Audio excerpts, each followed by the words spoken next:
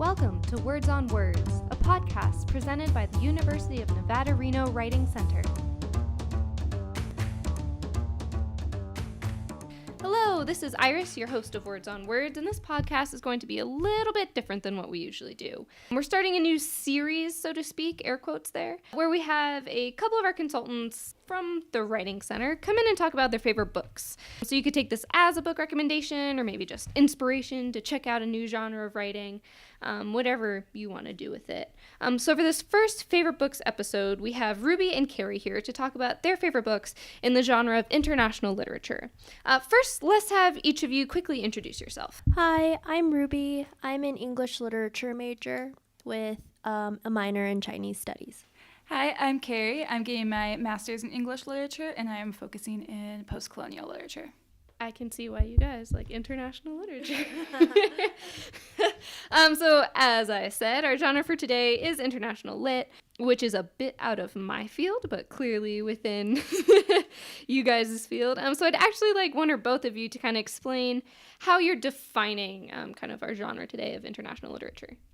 Okay, so for me, I would define international literature as anything that wasn't published originally in the United States, Canada, United Kingdom, or France, because those are kind of like the major.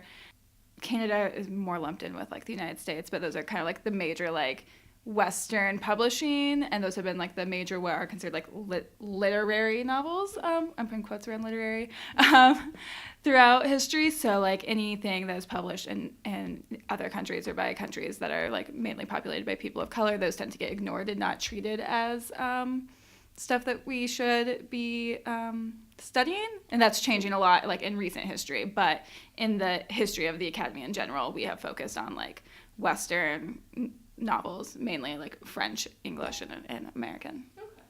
So I have a question then, because one of the authors I chose is Yi-Yun Lee, and she's a Chinese author, but she only publishes in English, even though she's a Chinese immigrant. Well, you can have a different definition. of No, I just wanted to know what you thought of that, because it's interesting. Oh no, I definitely would agree that would be still international literature, because like a lot of the books that I'm working with right now are Nigerian novels, and they're always published in English because that's the one unifying language in Nigeria thanks to colonialism. Yeah, because like the subject matter is like completely Chinese, because like most of her works are written about the Cultural Revolution, and she's just an interesting lady. Yeah, and a lot of the Nigerian authors now live in America or the United Kingdom for various reasons. So they, I guess, are technically being published in America or the United Kingdom, but their subject matter is still about like Nigeria specifically. Got it.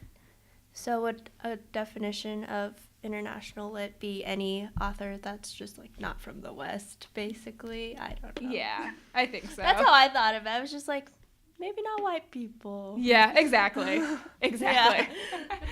And I mean, that works. So we're open to kind of different interpretations of what international literature is. So if yours is just it's not published in English, or it's written by someone from outside of the quote unquote West, but is published in the States, that's fine too. That's perfectly fine for everybody. So whoever wants to start, whichever one of you, we can do favorite book, favorite books, or even favorite authors. So and what you like about those authors or books. I'll start. Okay, I wrote some quotes down. One of my favorite authors ever is Haruki Murakami. Mm-hmm. Have you read anything by him? I haven't yet, but he's on my list of things to read once I graduate. Oh my God, you have to. He's so good. So he's from Japan, and well, I had no idea who he was, but then one day I was at like Barnes & Noble or something, and then I saw like a whole bunch of books by him, and I was like, dang, these look really good. And then I was like reading through the backs, and the first one I chose was one called A Wild Sheep Chase, and it just sounded really interesting, and I had no idea what I was getting myself into. But he's basically an author that's like, people call him magical realism or surrealism, because he talks about really mundane, everyday things, but in a really interesting way. And, like, I can't even explain how he's so good. Also, I love jazz, and he always talks about jazz because he's, like, a huge jazz fanatic. And, like, in Tokyo, he used to own a jazz bar before he was an author. And then one day he was like 30 years old and he was at a baseball game. He's like, I think I can write a novel. And now he's written like so many novels and short stories. He's just like such an interesting person. And I just saw the other day that like he's the Leonardo DiCaprio of Nobel Peace Prizes for literature because he hasn't won one yet, but he like needs to win one. Yeah. That's fantastic. So Murakami is beautiful. And what was that name again? Haruki Murakami. Yeah. Yeah, he's really interesting too. I haven't read any of his stuff yet, but I know he has a really interesting writing process. At least one book, I don't know if all books, he wrote it in English, then translated to Japanese, and then back to English, and then published it in that like third translation. Yeah, I think I know that also, but I think he starts in Japanese now, and then he has like 2 really specific English translators. One's Jay Rubin, who just like knows all his works, and then he has other translators in different languages. But let's see. So from A Wild Sheep Chase, the one I mentioned earlier, my first book by him, this is a funny quote. Whether you take the donut hole as a blank space or an entity unto itself is a purely metaphysical question and does not affect the taste of the donut one bit. It's just like a donut, but he just says it in such a way, it's like amazing. But yeah, besides that, I think my favorite novel by him is The Wind-Up Bird Chronicle. You can't ask what it's about because it's just like a guy's in a well. Like, it doesn't make sense. Like, nothing really ever happens. It's just crazy. And you feel like you're in a dream the whole time. So what kind of reader would you recommend kind of his novels to? I know some people don't really like his works because they all kind of like blend into one another and they're like all about similar subject matters. Like, some people have made like a bingo board where it's like, so he likes to talk about jazz and he likes to talk about cats and like cities. And so people like play bingo with his books with all these different things he likes to talk about. But I think if you appreciate like, I don't know, everyday life, I guess. I feel like everyone should just read him. Honestly, just like someone will get something out of him. Well, on the same like magical realism note, I was going to talk about Latin American novels I've been reading lately, and those are all magical realist as well. Like that's a big thing in Latin America, and they've been writing in that style since before we made that a definition, so they just call it realism. But one that I recently read over the summer was called Terra Nostra by Carlos Fuentes, and I will warn you, it is not for like just the casual reader. It's about 800 pages. But it's really worth it. It's like this really interesting retelling of like Spain around the time that they started colonizing Mexico. But it also starts out in like Paris in 1999 on what is like the Rapture or something like that. And so the whole entire novel, though mainly it's about like colonization and like Spain and that weird thing, there's a lot of elements of like religion and whether or not that's a good thing. I have one quote from that is actually like, creating man was God's greatest sin. So it's it deals with like race relations because there's a big interesting thing like that is comparing the Holocaust to colonization in South America. So there's just like a lot of really interesting, you're not going to ever figure out exactly what's going on. I think I would have to read it like 4 or 5 times to really feel like I got it. But if you want to like have to like rethink time and think of time in the non-Western linear way, but start thinking in kind of like a circular way, which a lot of other like countries or Native Americans do, it's a really good place to, or really good, I don't know, maybe not place to start because it's really big, but it's really interesting. It'll make you think. I think everyone would get something different out of it. So it's just kind of like a retelling of the Spanish monarchy and colonization, and with all these magical elements to it. You read 100 Years of Solitude? Yeah, that was another one I was thinking about talking about. Nice. I like just started it, but everyone said to read it for me because he's a lot like Murakami. Mm-hmm. So if you liked him, you could read Murakami. Yeah. No, 100 Days of Solitude is great. It kind of does very similar things to Terra Nostra in a still kind of a long book, 350-ish pages, but that's a lot shorter than 800. Yeah. But it's kind of like circular time, looking at not specific colonialism, but kind of how Western nations now go in and control economies. So there's a big thing with like the banana trade and Americans coming in and destroying this local economy in that book.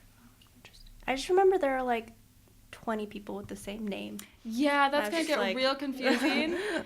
Yeah, it's like the Buendia family. Yeah. Let me tell you, most of their days are not good days, as their last name would not suggest. But yeah, they kind of name everyone after each other. Yeah. I think there's probably a there's family like tree. The family tree, yeah. that's really helpful. Mm-hmm.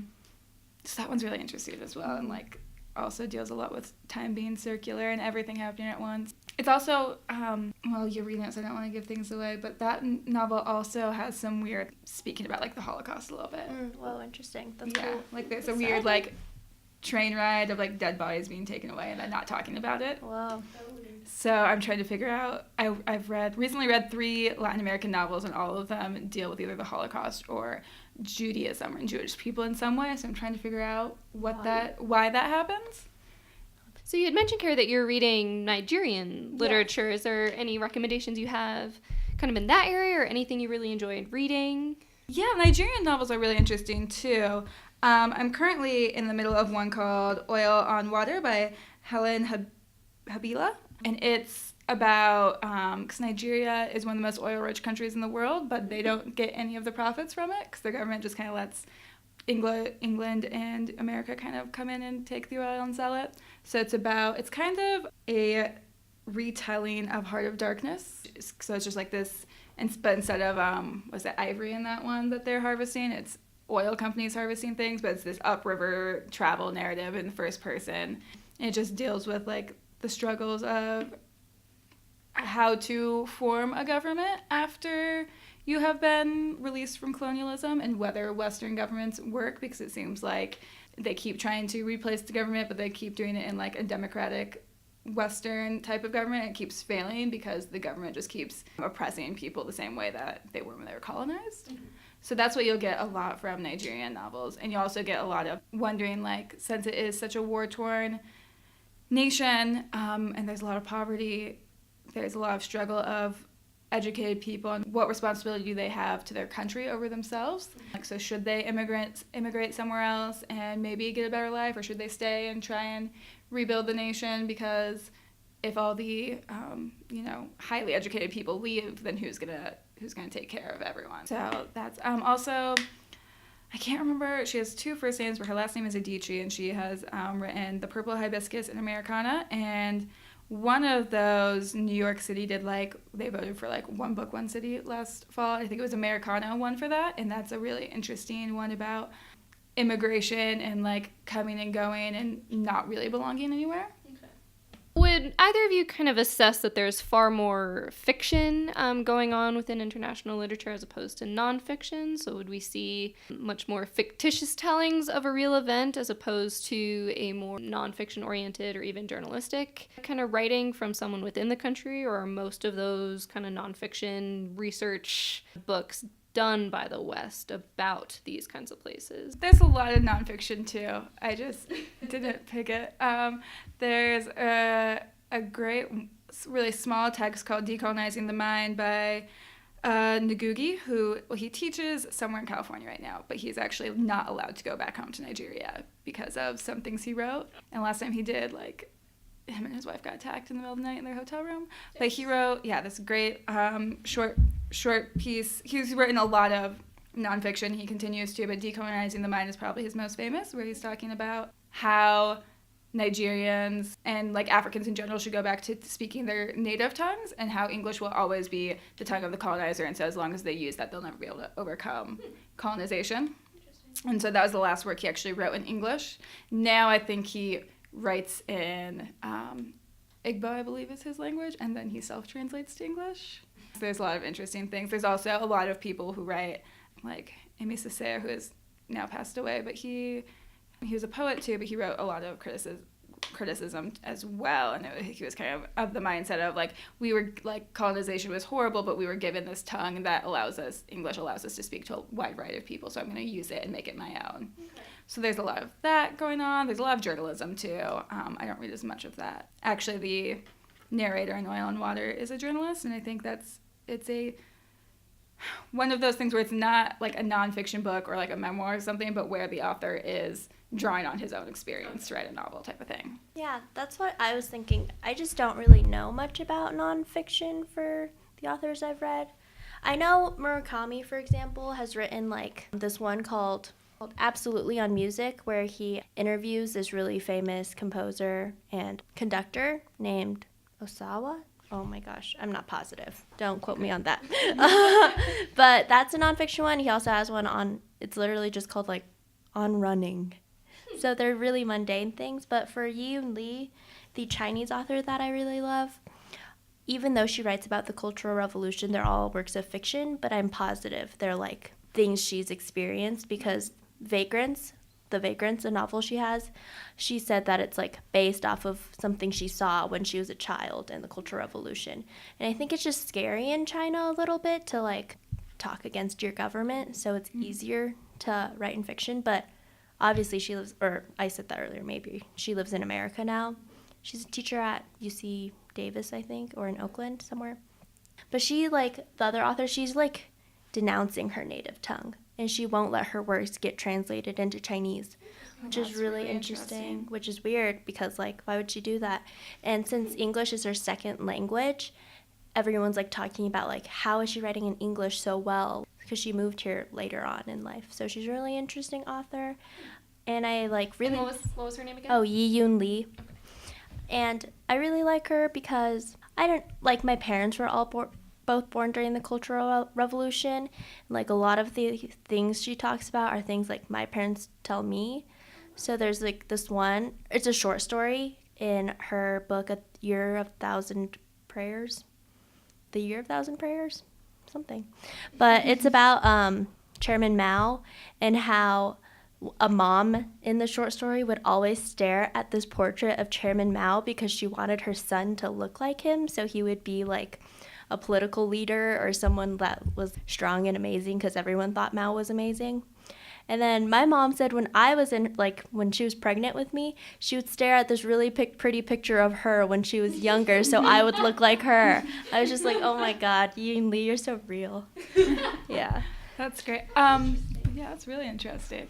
Adichie, who I had mentioned earlier, she also writes nonfiction. I think one of her first publications was called We Should All Be Feminists, and then she recently published, I can't remember what it's called, but it's kind of like letters to her, I don't remember if it's her son or her daughter, I haven't read it yet, but kind of about like, I think it's to her daughter, but like the world's going to try and do this to you. And it seemed to be kind of in the same vein as Ta-Nehisi Coates' Between the World and Me, which he wrote. That's definitely American, but it's African American. But he was writing letters to his son after the verdict on the police officer who shot and killed Michael Brown. So I think it's kind of like something similar to that. She also has a TED Talk, which is really good. I think it's really easy to mainly just read the quote-unquote classic novels or like American novels because those are comfortable. That's kind of what we grew up reading. But reading fiction or nonfiction of like international literature or people who don't look like you is really interesting, and it's a way to really get to learn other cultures in a way that like we all can't afford to travel places, but reading about them can at least give you some perspective and maybe help break down the barriers we have between each other. And reading always just makes us more like sympathetic and empathetic towards other people, so international literature, you can definitely do that. Well, on that positive note, I'd like to thank Carrie and Ruby for joining me on our podcast today, and I'd like to thank you, our listener, for tuning in, and we hope you'll join us next time.